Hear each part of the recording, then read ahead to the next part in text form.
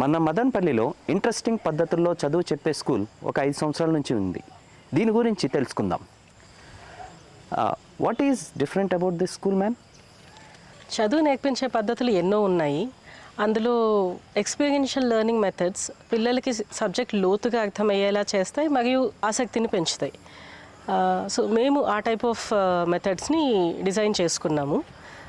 For example ఇప్పుడు science తీసుకున్నాం అనుకోండి, బ్యాలెన్స్ న్యూట్రిషన్ గురించి అందరం చదువుకుంటాం. దీన్నే స్కూల్లో మనం టెస్ట్ చేసి ఒక్కొక్క ఐటెంలో ఏమున్నాయి అనేది నోట్ చేసుకొని తర్వాత పిల్లల్ని బ్యాలెన్స్డ్ డైట్ ఉండేలాగా ఒక హాస్టల్లో సరిపడా మెను డిజైన్ చేయమన్నాం అనుకోండి, they will be completely involved in it and it's a very meaningful activity which is connected to their life. ఇలాంటి యాక్టివిటీస్ ద్వారా చేసినప్పుడు ఆ సబ్జెక్ట్ ఆబ్వియస్లీ బాగా అర్థమై ఉంటుంది and they need not study మామూలు పద్ధతిలో లైక్ ఒక బుక్ని తిరగేసి 10 సార్లు చదివి నేర్చుకోవాల్సిన అవసరం ఉండదన్నమాట. This is what we call experiential learning. So మేము ఇక్కడ అన్ని సబ్జెక్ట్స్ అండ్ ఎవ్రీథింగ్ ఎల్స్ ఈ పద్ధతిలోనే జరిగేలా చూస్తాము. మ్యాథ్స్ చాలా డ్రై సబ్జెక్ట్ అంటారు కదా, మరి దీన్ని మీరు ఎలా టీచ్ చేస్తారు? మ్యాథ్ కాంటెక్స్ లేకుండా టీచ్ చేస్తే డెఫినెట్లీ డ్రైగానే ఉంటుంది. బట్ మనం మ్యాథ్ని నిజ జీవితంలో ఎన్నోసార్లు వాడుతుంటాం. అలాంటప్పుడు వై నాట్ బ్రింగ్ దట్ జీవితం into hour class room? For example, పిల్లలు ఈ ప్రాజెక్ట్ చేశారు, ఈ కైండ్ ఆఫ్ బ్రిక్స్ తయారు చేసుకొని ఈ బ్రిక్స్ తోటి ఒక హౌస్ కన్స్ట్రక్షన్కి ఒక వరుసకి ఎన్ని బ్రిక్స్ కావాలి, ఎన్ని వరుసలు అవుతాయి అండ్ టోటల్గా ఎన్ని కావాలి, ఈ క్యాల్కులేషన్స్ అన్నీ వాళ్ళే చేసుకున్నారు, including designing the bricks.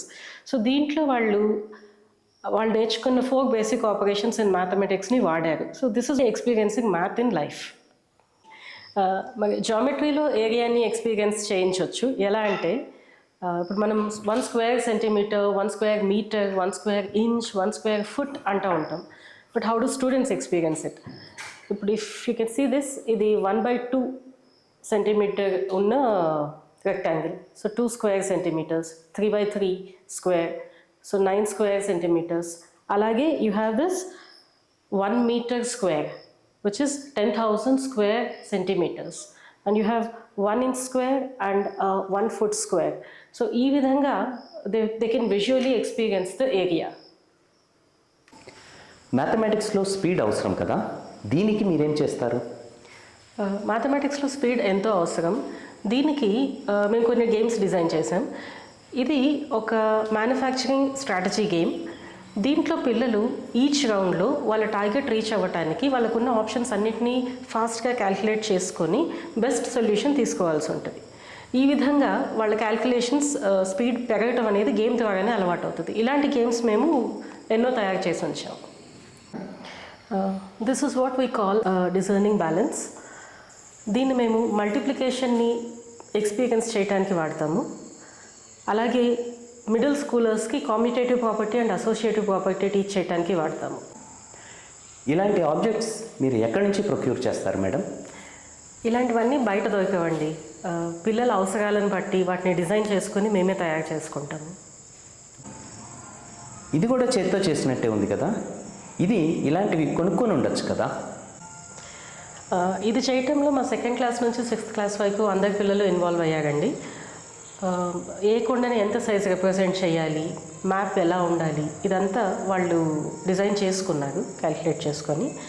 But అది కాకుండా మన జియోగ్రఫీ మన క్లైమేట్ మీద ఎటువంటి ఇంపాక్ట్ చూపిస్తుంది అనే దానికి ఇది కళ్ళకు కట్టినట్టు చూపిస్తుంది. అండ్ మన రివర్స్ ఎలా పారుతున్నాయి, మన ప్లెయిన్స్ అవి ఎలా ఫామ్ అయ్యాయి, దానికి ఫర్టిలిటీకి అండ్ పాపులేషన్ డెన్సిటీకి వీటన్నిటికీ ఉన్న సంబంధం దీని నుంచి తెలుస్తుంది. అయితే ఇది చేస్తున్నప్పుడు వాళ్ళు ఏ విధంగా ఆలోచిస్తారు అనేది experiencing geography and that is what we are interested in. అందుకని మేము ఇవన్నీ చేత్తో చేస్తే వాల్యూ ఎక్కువ అని ఫీల్ అవుతాం. ఇవన్నీ నిజమాకుల్లానే ఉన్నాయి. ఈ ప్రాజెక్ట్ యొక్క ఉద్దేశం ఏంటి మేడం? అవునండి, ఇవన్నీ నిజమాకులే. మేము పిల్లల్ని నేచర్ వాక్స్కి తీసుకెళ్ళినప్పుడు వీటన్నిటిని కలెక్ట్ చేశాము. ఈ ఆకుల్ని కొయ్యటం, వాటిని ఫేడ్ అవ్వకుండా మడత పడకుండా వాటన్నిటిని ప్రిజర్వ్ చేయటం, ఆ తర్వాత ఆ డ్రైడ్ లీవ్స్ని అతికించటం, ఇదంతా ఎంతో జాగ్రత్తగా చేయాల్సిన పని. అంతా చేసిన తర్వాత ప్రాజెక్ట్ కంప్లీషన్ ఇచ్చే తృప్తి అండ్ ఆ శ్రద్ధ వల్ల అది చేయగలిగారు అనే దాన్ని వాళ్ళు ఎక్స్పీరియన్స్ చేయాలన్నది మా ఉద్దేశం. మరి లాంగ్వేజ్ని ఎలా డీల్ చేస్తారు మేడం? లాంగ్వేజ్ డెవలప్మెంట్ అనేది మనం మాట్లాడుతూ ఉంటేనే అవుతుంది. దానికోసం మా దగ్గర లాంగ్వేజ్ మీద బాగా పట్టు ఉన్న టీచర్స్ ఉన్నారు. వీళ్ళు పిల్లల్ని స్పీకింగ్ యాక్టివిటీస్లో ఇన్వాల్వ్ చేస్తారు. అయితే గ్రామర్ అండ్ వొకాబులరీకి స్పెసిఫిక్ యాక్టివిటీస్ అయితే ఉండాలి, వాటిని సపరేట్గా నేర్పించాలి కాబట్టి. So we have vocabulary based games and some activities which involve students in grammar based learning. Okay, for example మేము ప్రిపోజిషన్స్ నేర్పించడానికి we use a treasure hunt game. ఇది ఎలా ఉంటుందంటే, I need somebody is help here. ఈ treasure hunt గేట్లో first clue in front of the doll. ఈ క్లూని second class and above పిల్లలు చదువుతారు. దీన్ని పాటించే వాళ్ళు ఇంకా చదవటం రాని చిన్న పిల్లలు అనమాట. Okay, so when I say in front of the doll, ఈ పేజ్ కలర్ ఉన్న పేపరే in front of the doll తీసుకోవాలి. ఇంకొక colour it's for a different team అనమాట. So the next clue is behind the chair.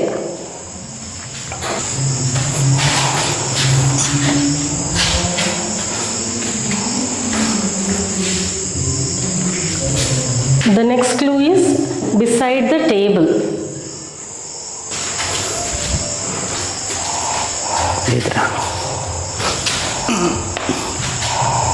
Okay. The thing is under the doll's hat.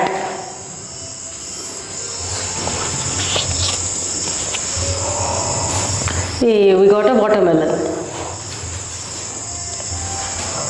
ఒకవేళ ఇందులో ఎవరైనా తను ఎప్పుడైనా తప్పు చేసి ఉంటే take that card.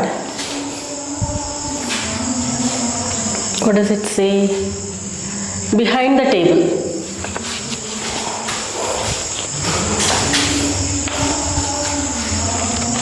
Behind the doll.